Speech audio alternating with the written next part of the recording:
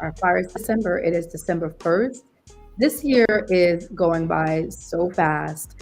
We are almost in 2023.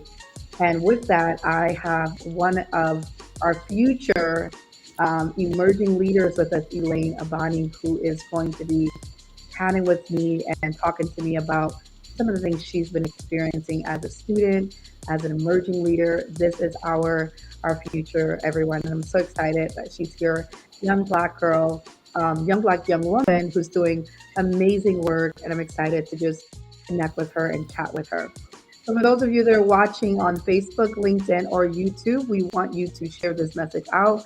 Also, let us know that you're here. Comment below, chat with us, engage with us so that we can acknowledge you. As always, we want this to be a conversation, and we definitely want to hear from you. We also just want to say thank you for supporting our fireside chats and just for sharing a space with us during your lunch hour or during your work hour, whether you're working through listening to us driving or you're working and listening to us. We're grateful. And if you're listening to us later on, we are absolutely grateful for your support. Continue sharing these messages out. We want to continue inspiring our community and lifting up the issues that are important to all of us. So, Elaine, welcome. We're so Thank happy. you so much. Yeah, I'm so happy to have you, Elaine. So, admittedly, before I jump into Elaine's bio, Elaine came to my attention through the National Association, excuse me, of Social Workers New York City chapter, where she was applying for a specific position.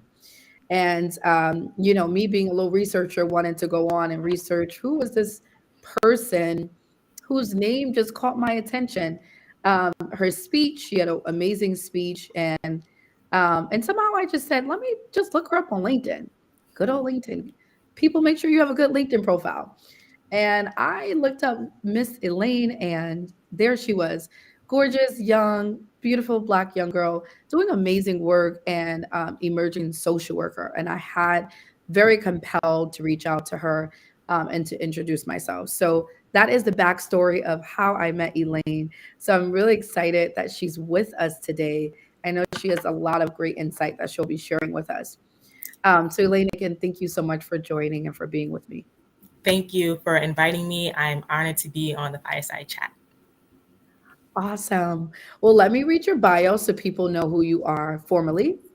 So Elaine is a young social worker. She graduated valedictorian from her high school, Brooklyn Preparatory. She, as a student at Hunter College, where she is pursuing her bachelor's of social work, and will be going into her MSW soon. She wants to highlight the issues on marginalized and vulnerable populations. She has previously worked on providing and facilitating lessons to high school students for employment and professional workplaces. And she deeply cares about nutrition, public health issues on vulnerable youth. She's Yeah. also advocated for equity and civil rights in the BIPOC communities, mental health supporter for youth and older individuals. Yes. Elaine is also an assessor and counselor of life skill building, such as wellness workshops and vocational trainings. We're so excited to have you. I also want to mention this. I love this. Her hobbies are Pilates. Got to teach me some of that. Yes. Trying trying new vegetarian recipes and reading. I love that. Elaine, we're so happy to have you. Welcome. Is there anything you want to share that I may have left out? No, you included everything, but I will definitely show you some of the best Pilates studios in Brooklyn. I love But it. yes, covered everything. It was a fabulous introduction. I love that. I love that. We may have to go to Pilates together one of these days, but you don't make me look bad because you I got you by some years.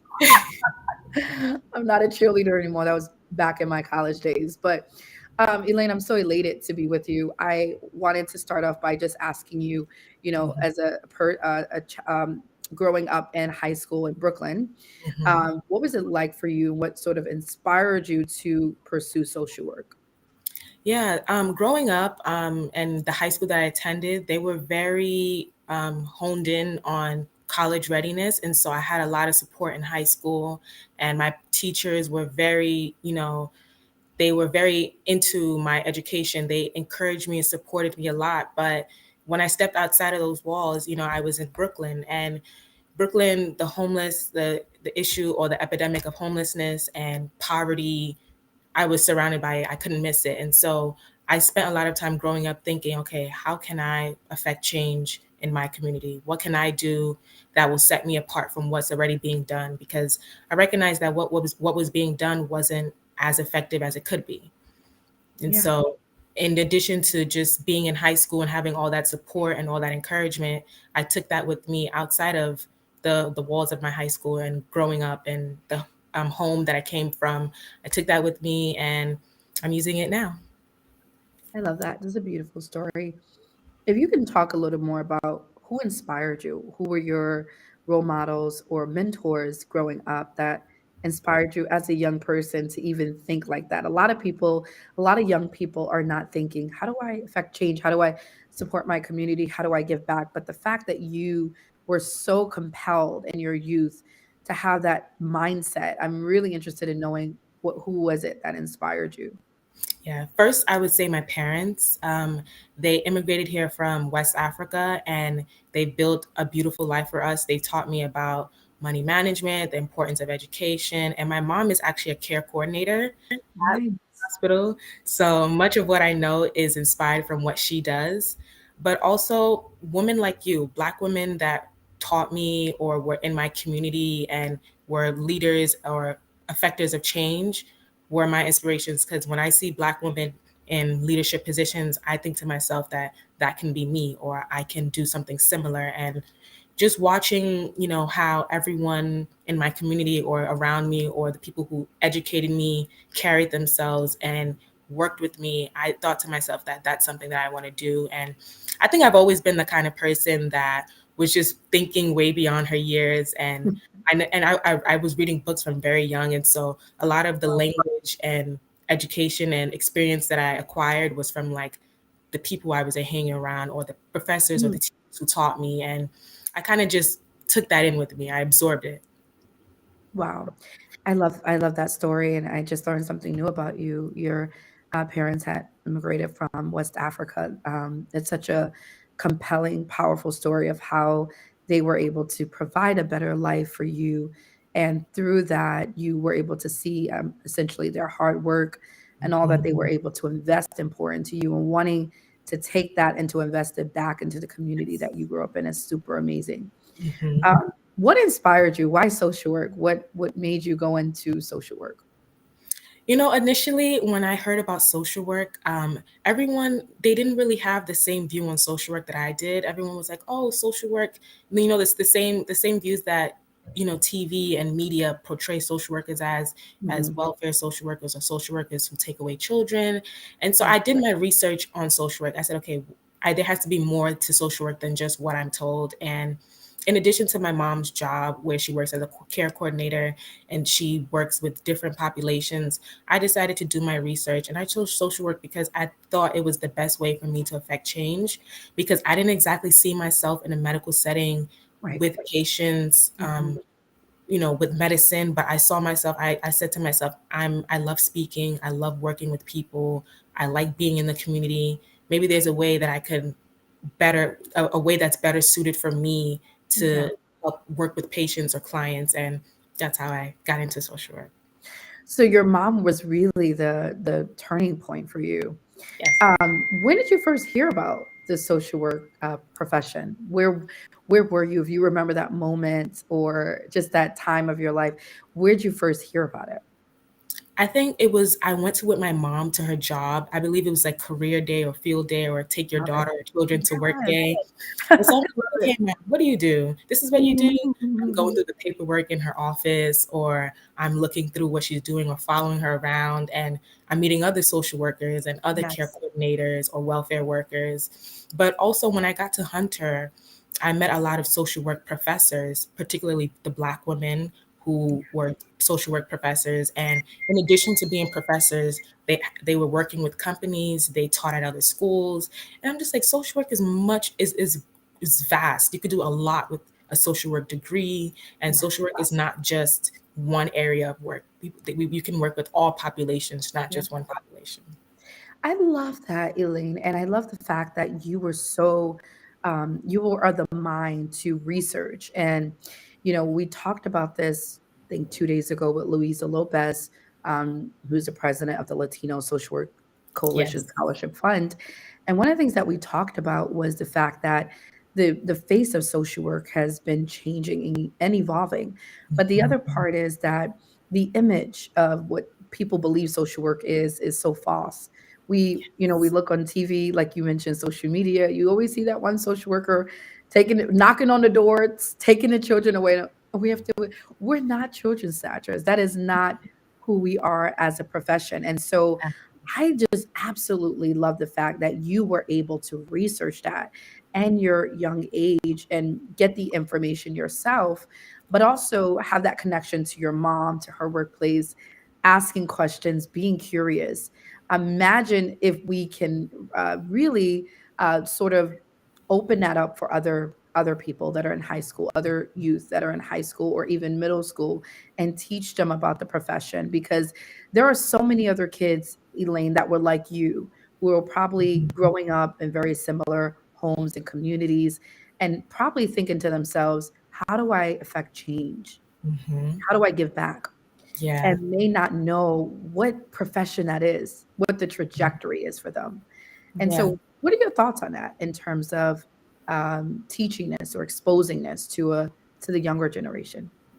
I think it has a lot to do with advocacy in schools or outreaching to schools. And when schools go to colleges or when they bring different professions in on career day, talking about the different kind of social workers or inviting social workers, and even your company, iRaise, bringing programs like that to schools and showing students what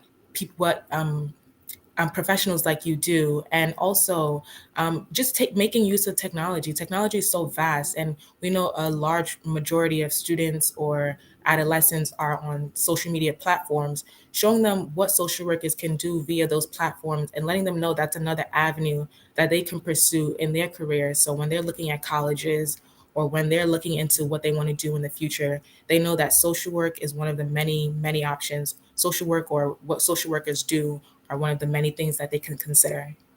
I love that. I think that's well said. Tackling our education Yes. system, our education institution, and Hmm. really ensuring that they're the ones that are properly exposing children and students to the possibilities or the trajectory of a social work career. So Yes. you started Hunter College in the middle of the pandemic. Uh, Yes. Talk to me. What was that like for you? What was happening? What were some of the challenge that you had to sort of encounter and go through? So my first semester of school was in person, and everyone after that, up until this year, has been online, virtual due to the Mm, pandemic. And it was difficult at first because I wasn't sure what was going on in the world, and yeah. there was a lot of fear and preconceived notions about what COVID was and what COVID could do to me. And so I spent a lot of time, like my mental health kind of Mm, deteriorated a little because I spent a lot of time like anxious all the time. But mhm, I COVID showed me a different way that we can learn and we can mm, work. I didn't know the importance of like telecommunication or televisits to the hospital. And so COVID-19 impacted not just my education, but the way I see my work in the future and communication in the future. And it also impacted social work. Social workers can now offer virtual services and virtual encounters. And I think that's very powerful and important, especially for people who prefer virtual visits. But yeah. that's so loaded, Elaine. We have to come back another day and like dig deep into that. The technological advances that has transpired in the pandemic has really propelled us forward as a profession, has expanded our reach in so many ways, and Mhm. we've been able to see such an increase in the number of clients we've been able to serve because of virtual services. We think Mhm. about some of the barriers to service prior to the pandemic. Some of them may have been transportation, not being able to get to and from your clinical appointments, or just trying to get out of the house with children and not being able to make that trip. Excuse me. But what we've seen is having these things like televisits and having tele encounters, like you mentioned, it really has allowed us to truly meet our clients where they are, right in their homes. Mhm. Um, And but I'm we curious, also, yeah, go ahead. yes, how did the pandemic impact your work? Did it change the way you met with your clients or change the way the dynamic of your job? We went through so much change. I think Mhm. one of the things that we really were concerned about was how do we, right now, in the middle of everything that's going on, while the world is literally on fire, Mhm. right? How do we find our clients, number one, because we were not able to reach them. All right. So, and what's very interesting is prior to the pandemic, the organization, we would plan the board and the executive team, and we say, we got to get up with times. We got to start getting our paperwork on to the drive. And we did not do it in time. And when the Mhm. pandemic hit, all of our physical documents to reach our parents were in schools. And you know what schools were? They were shut down.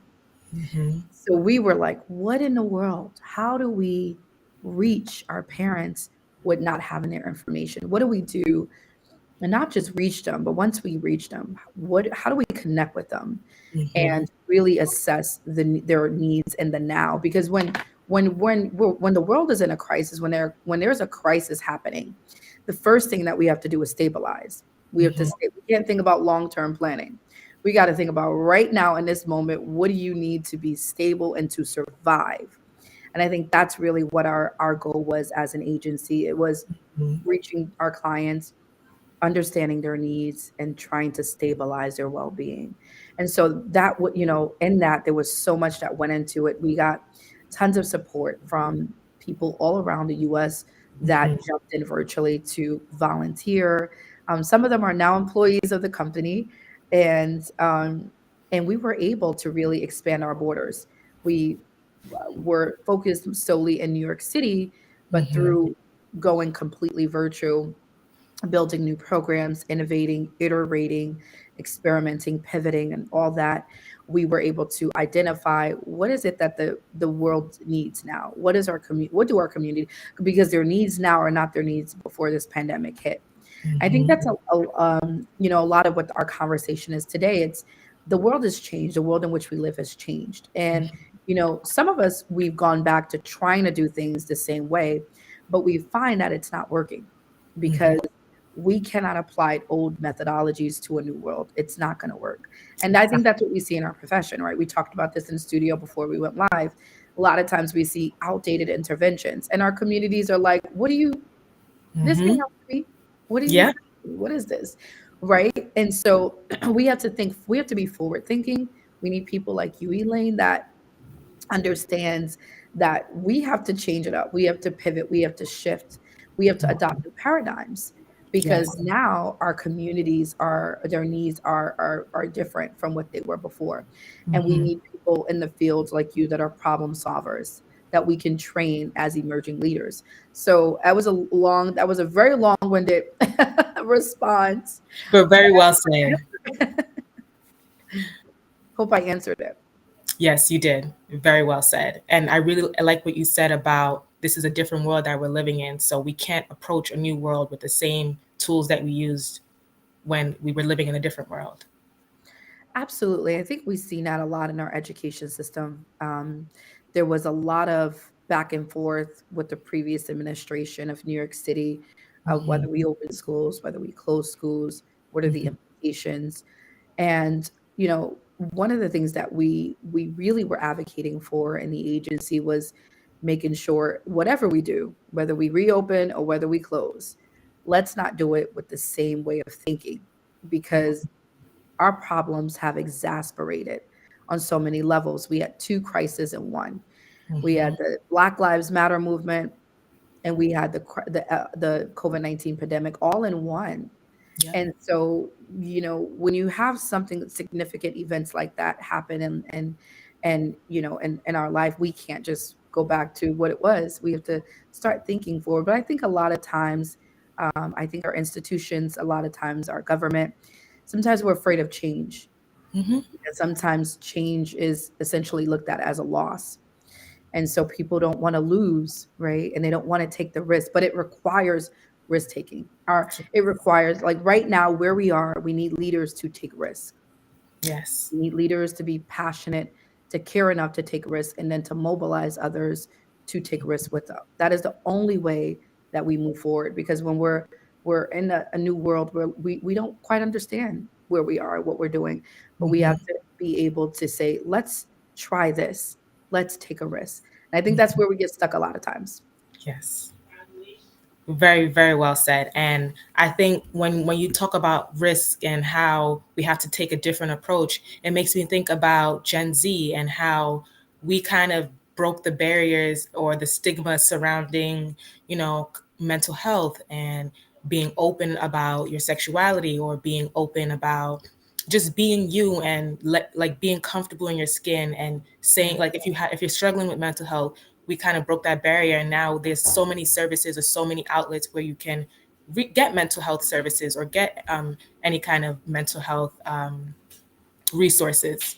Yeah, I love that. And it's really interesting you said that and looking at generations. So Gen Z, right? Mhm. Um, you guys, I love Gen Z. I love Gen Z. I love Alpha. I love all of you. And one of the things that I love about you is you are willing to stand for something. Let me tell Yes. you, I'm one of your biggest advocates. Everywhere I go, they're like, I can't stand the Gen Z. I don't understand. I'm like, listen, the Gen Z is going to turn this world Hmm. right side up because it's turned upside down and it needs to be flipped. And Exactly. Gen Z is going to do it because you guys are willing to stand for something. You're going to get in those streets, you're going to riot, you're going to be like, not under my watch. I don't know what child generations dealt with, but not over here. And I Hmm. love that because that is exactly what we need. That's exactly what it requires. Hmm. So I love that you mentioned the mental health aspect. I think that one of the things that we have seen is the language. Now, young people, you've paved the way now for the alpha generation. So you're not the youngest generation anymore, but you've paved the way for the alpha generation, who's my daughter's age, she's 10, who now they're able to be transparent about their mental health. Hmm. They now have the language. They're now very savvy in what wellness is, right? Because you Hmm. were not afraid as a generation to be vulnerable. And I think that is a lot of our issue. Yeah. Millennials and beyond, we are afraid to be transparent. We are afraid to be vulnerable. We know how to cover it up with makeup. We know how to put that mask on. But you guys are like, here I am. This is what Hmm. accept me as I am. And I love that because that is what the world is craving. That is what the world needs. And that is Hmm. what you guys bring. And I think definitely Gen Z and the pandemic and the Black Lives Matter movement, it all revealed the interconnectedness of all of our issues and all of our struggles. And I think, and one thing social work truly emphasizes is that, what was the saying? Injustice anywhere is a threat to justice anywhere. Yeah. And all of our issues are interconnected. We need each other.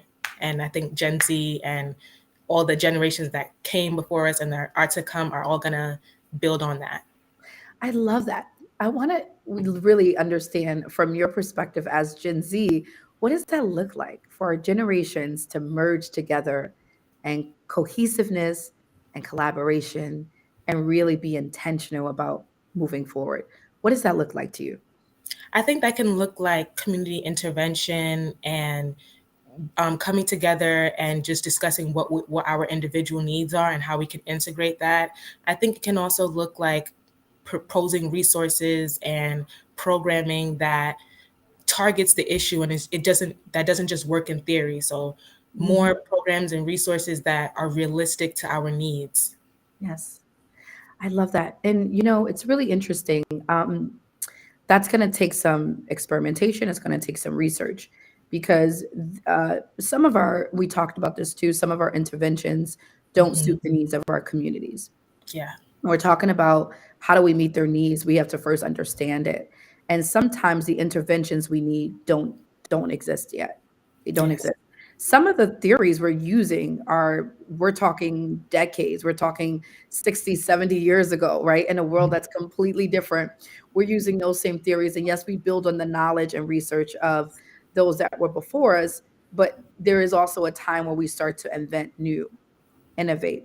And so I think that's what you're speaking of right now. It's how do we develop new interventions? What does that look like today Yes. for a community that now is saying, this is not working?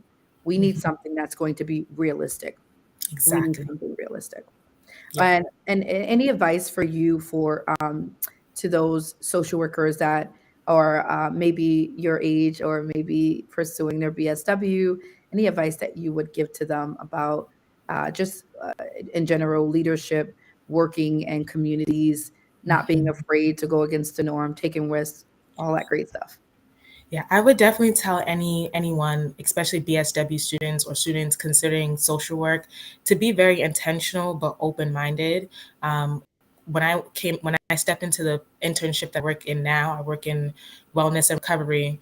I was put with an older population, and I've never worked with the older population before, and so I was very nervous. I was unsure of my skills, but through theory, through practice, through experimentation, through trying, showing up every day, doing what I can, I learned a lot from it. So just being open-minded to change, open-minded to what you can learn, um, and being intentional. If you find out the population that you're working with isn't suited for you, there's so many more avenues to explore. Um, Take your education seriously, and be intentional about how you show up in the workplace and how you show up for yourself personally. Make sure you take time for self-care, and you consult your family and your friends. Remember to have fun on the journey. Yes. Yeah, that would be my advice.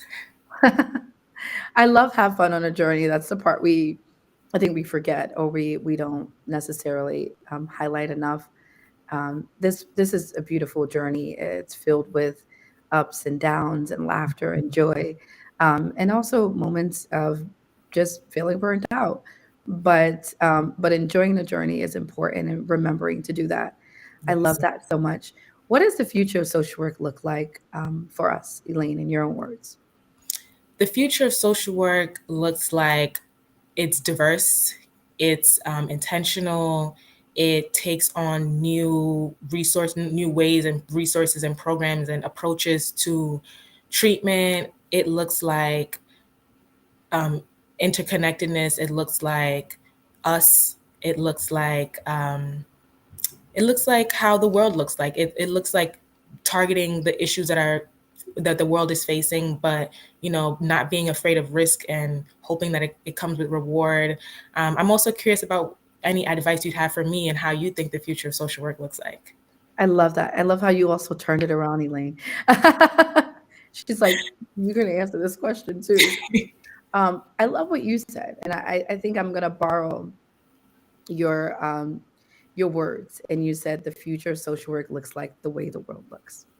Yeah. I think that's so powerful. It's so filled with in that it's filled with so much because I think that again the world is in need of something different. Yes. And what that different is, we may not know it all, but we have to be willing to take the risk to find it out, to find Mhm. the answers, to find solutions, and to not, um, we have to break away from these old traditional approaches or one size fits all approaches. It looks like collaboration. It looks like Mhm. collectiveness. It looks like diversity. It looks like humility. Humility. Humility, humble approaches, culturally humble approaches, not Mhm. imposing all your own beliefs, your own Mhm. what you believe onto communities, but understanding there is being humble enough to say, I don't know the answers, Yeah. right? And And working together. Mhm. yeah, and when you mentioned humility, I also thought about humanity, that we're working with people, and people are human, and so we have to walk into the space knowing that we may not have all the answers, but we understand that you're human. We're here to help you help yourself. I love Yeah. that. And social work is about humanity. Hmm. We're in the business of humanity, propelling humanity forward. That is what we do. And so also people sometimes I think because of our society and our environment, they are not as comfortable being human. That sounds a little odd, right? But what does that mean? Being willing to be transparent, being Hmm. willing to say ouch when it hurts, being willing to say, hey, I need help. That's humanity. That is Being humanity. able to say, I am dealing with something. Hmm. I don't have all the answers. That's humanity. So I Yes. love that, and I think that is what the social work future looks like. It looks bright. It looks great because we have amazing people like you, Elaine, and others that are rising up. So we are closing here. We're at time, but it's been such a pleasure chatting with you, Elaine, and learning more about your thoughts, your work, and your inspiration. Thank you so much, Miss Moore, for having me. I believe when I initially met you, I told you you were inspiration, the work you've done, the work you're continuing to do. I'm so inspired by it. I hope to be even as half as good as you. And thank you so much for having me on the Fireside Chat. I You hope really to come are. back and I look forward to any future Fireside Chats that you have. I appreciate that. You are more than as half as good. You are super amazing. You are phenomenal. You continue the great work that you're doing. I am proud of you, and not knowing you as closely, but just seeing you from a distance. I'm very proud of you of what you're doing, your work, and I'm just excited because we have an amazing emerging leader like you joining us. Thank you, Elaine. Thank you so Thank much. you. And thank you, everyone, for tuning in and for listening and for watching. We appreciate your support once again. Thank you for tuning in and for following our fireside chats. Please feel free to share this message out to your colleagues. We want to continue spreading the message and the word. It's been a pleasure chatting with you all today. We love you so much. Stay safe. Again, happy December, happy holidays, and please stay tuned. Tomorrow, we have an amazing treat for you. We will be launching our first podcast episode, ATL Rise. Please follow iRace Inc., also my personal page, Shaniqua E. Moore, so that you can see that podcast. We had an amazing guest, Melody Bray, who was able to tell us about what's going on in the metro Atlanta area, from politics to civic engagement to voter suppression. We talked about it all. That's going to be released tomorrow, Friday, December 2nd. So please follow our pages so that you can stay abreast of what's going on. Thank you all again. Stay safe. We'll see you again.